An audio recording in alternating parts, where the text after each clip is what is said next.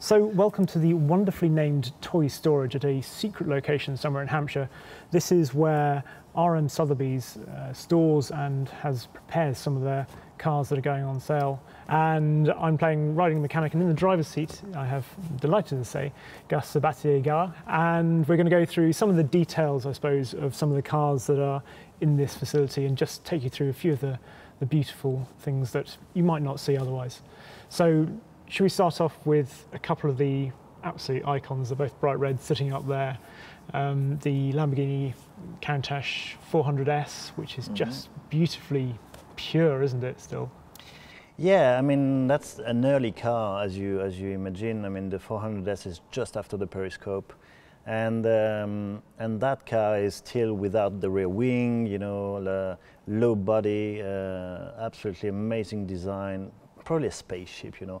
Only 105 cars done in that series too. It was always the context between Ferrari and Lamborghini, starting probably with the Miura to answer to the Daytona, and then Ferrari answer with the BB, and then Lambo like overbid with the Countach, and then Ferrari say, hey, let me overbid with the 288 GTO and the F40, you know. Yeah. And it's still a very interesting contest. Every 5 years, probably one of the two Modena-based car manufacturer was like literally trying to get on top of the other one. That F40 is extremely low mileage. I think it's still below 4,000. It's absolutely immaculate. Isn't quite a late car. 1 from new, delivered new to Italy, always stayed there.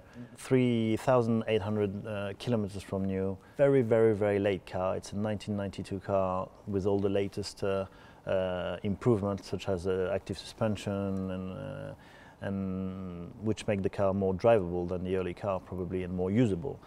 But value-wise, it's interesting because the F40 now is surfing on the €1 million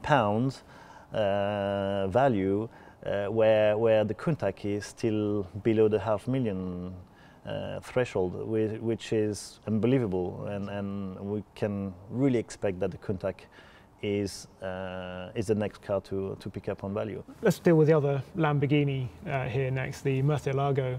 We know lots about the Murcielago, but there's something very specific about that one, isn't there? Because it's got a little plaque. It's a factory car that the Lamborghini factory, used as a world record car. So they went to Nardo to do some world speed record. And the car did 3 world records at that time. The 100 miles from standing, the 100 kilometers standing, and also the 1 hour.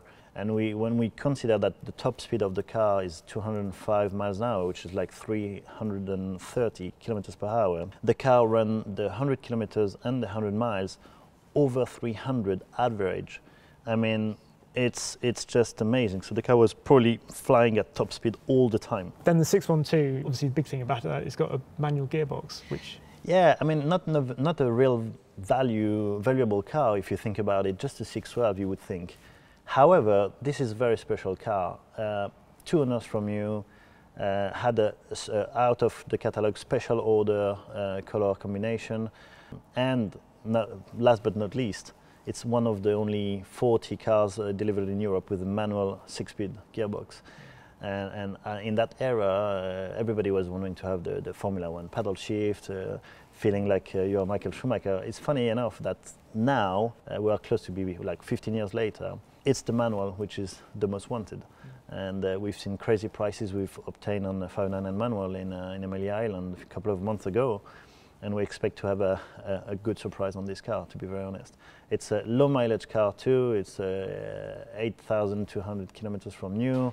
It's still under Ferrari warranty. I mean, it's 15 years guarantee now at Ferrari. Okay, you have to pay for the extension. However, this is under warranty. I mean, it's crazy. That's mad, isn't it? Let's talk about a couple of the Porsches next. The 356 is a beautiful little car, isn't it? And it's pretty special in terms of its engine. Exactly. I mean, we all know now on the recent Porsche 911 version that Carrera, where that name is coming from, and the name is coming from obviously the Carrera Panamericana, and Porsche at the very beginning gave the Carrera nickname to the special version or the sports version with the 4-cam engine, and one of the earliest cars. This is a 1500 Carrera GS. fitted with rudge wheel, which is also a nice feature. And that's a very desirable car, eligible to many events. I mean, for a Porsche enthusiast, it's probably one of the blue chip you can have in your collection. Yeah, and then something quite different, the Speedster. That car is interesting because most of them of that series were with the turbo look, with the wide body. And that car is one of the only 171 cars with the narrow body, which is quite rare. Only 23,000 kilometers from new, never resprayed, never restored. I mean, it's fairly original, and as Porsche, they were really well built.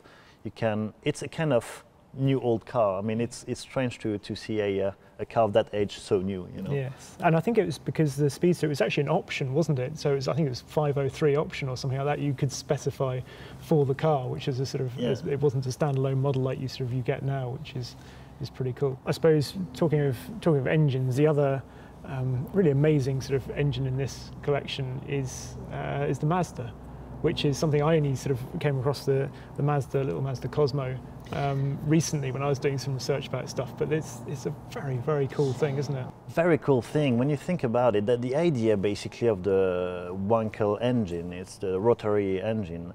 The idea was to have less friction and to have the same efficiency as a big engine. When you see that engine, which is less than 1,000 cc, it output 130 horsepower, which is like amazingly. Because that's a second generation one. Because the first one was about 100 brake horsepower, and then they upped it for the second generation. Didn't they? And that was somehow the beginning of that technology with Mazda, and they did a huge investment in that, and the development list for many years up to the 1991 victory at Le Mans, and it proved that there was something very efficient for that era.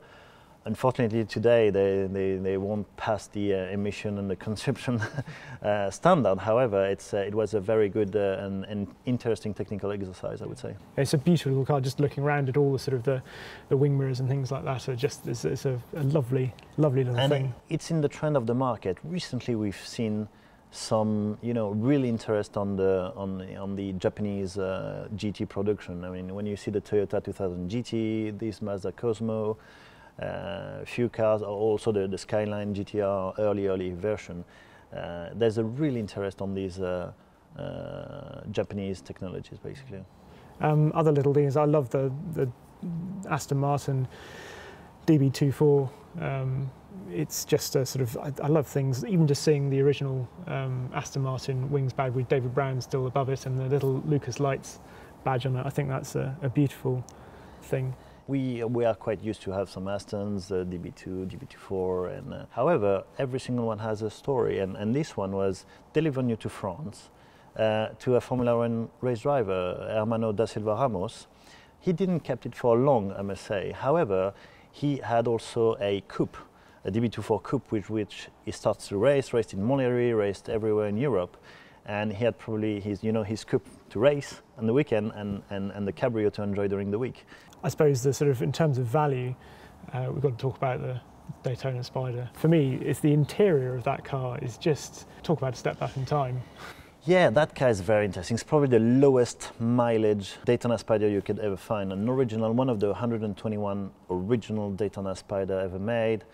In the history of Ferrari, a 12-cylinder Spider is always something special. And that car is a typical 70s car, with this kind of metallic brown color, beige interior, and everything is original on that car. I mean, it's 3,800 miles from new. You still have everything, books, tools, warranty card. It's Ferrari Classic is certified. It's absolutely tick all the boxes, and has the this kind of emotion you can feel when you get into a car which has never been taken apart, never been restored. And that's something that the money can't buy. You can't make a patina.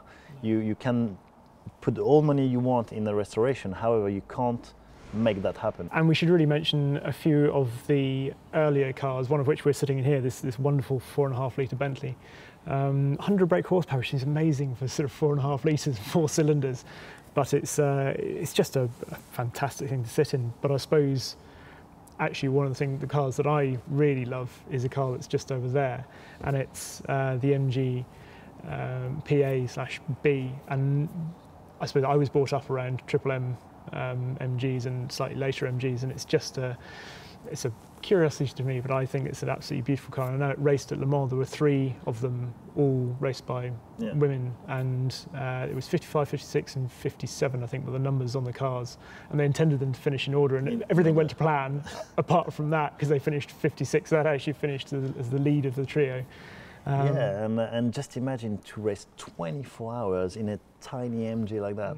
And there are only 2 drivers as well. They were sharing the driving, so it wasn't sort of like the 3 drivers you get now. Must be long in the Mulsanne Straight. Yeah, that's gonna take a long time. And of course, those were the cars that a lot of the sort of the Battle of Britain pilots then sort of had at airfield. So a lot of the racetracks that we have now in the UK, so like sort of Silverstone or Goodwood stuff, would have been almost effectively laid out by sort of P&J type MGs, because they were the cars that were owned by the pilots and then sort of raced around the outfield and that sort of thing. So, but we should come back to, I suppose, the final thing we ought to talk about. There is a big yellow monster in this room, which is the EB110 SS. But what I really want to talk about is the stuff that comes with that car, if whoever buys it, buys it. Exactly, I mean, the car itself, only 33 cars made. It's the first time RM has been entrusted to sell one, and we are really, really proud of that. You know, 2 owners from new, 10,000 kilometers from new, never resprayed. You can still see the weaves under the paint of the carbon fiber. And but as you've said, the color combination is crazy, I think. Yellow over Cartier red, it's just amazing. But when you actually see it in real, it's way better than in any videos or pictures. You have to come and see that car. Last but not least, the cool thing is all the package coming with the car, which was the package delivered new with the car, coming from a pepper weight. It's amazing, like a little sort of black sort of egg with just the EB on it. You can see also there's still the binder where you could choose your color combination. Because I love the transparencies you can lay over the top. There's one for a Veyron in there as well, isn't there? You can lay it and change and see whether which one you prefer. And this car is coming with all its original package, up down to the sunglasses in the Bugatti box. I mean, yeah, that's just beautiful. That's so cool. That's so cool, and it's really rare, I think, that a car is actually coming with all its original package. It's still very, very actual in terms of performance when you think about it, like over 600 horsepower, 4-wheel drive, 12-cylinder. I mean, it's still today, it's a rocket, you know, it's absolutely a ballistic rocket, you know. Well, there we go. That's just a flavour, hopefully, of some of the details on this wonderful collection of cars. Remember to log on to evo.co.uk, where you can watch the auction live on Monday, 7th September. Gus, thank you very much. I hope you have a successful sale. Yeah, sure. Thank you very much for coming. Still, it's been wonderful. I just like sitting in here, frankly.